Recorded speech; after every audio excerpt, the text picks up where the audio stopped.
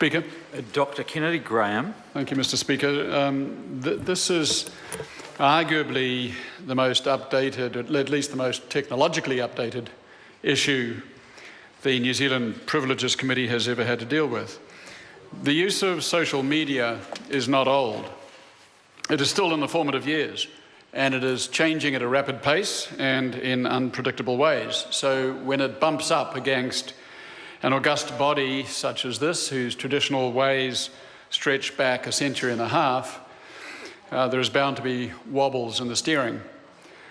Given all that, the Privileges Committee did, in my view, a good job in getting apprised of the challenge posed to the New Zealand Parliament by the onset of social media.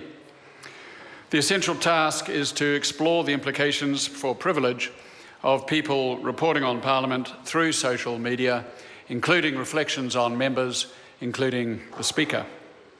Some MPs had tweeted reflections on the Speaker, while others had surreptitiously taken, as had been pointed out, unflattering photographs of colleagues and used them for what they took to be political advantage.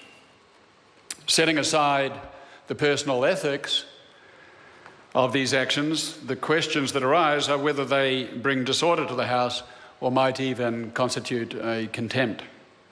These are serious issues, and so the Privileges Committee was bound to have to address them at some stage, and that became sooner rather than later. The fact is that no rules are in place governing photography by members inside the chamber, so clearly there is a need for some. In short, the committee developed the view that photographs should be confined to special occasions, such as swearing in, or a maiden speech, or a valedictory, or a waiata.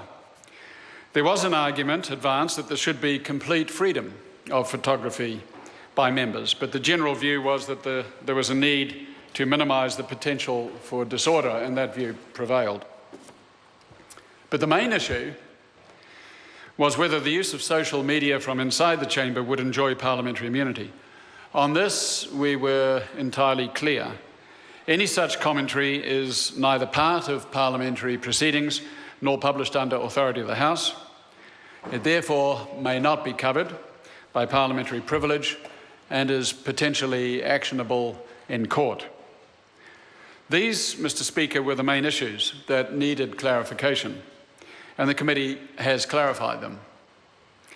That clarification will take the form of a set of guidelines issued by the Speaker if he so chooses to do. Those guidelines were advanced in the context of a general welcoming of the rise of social media as a new form of communication between the public and their parliamentary representatives.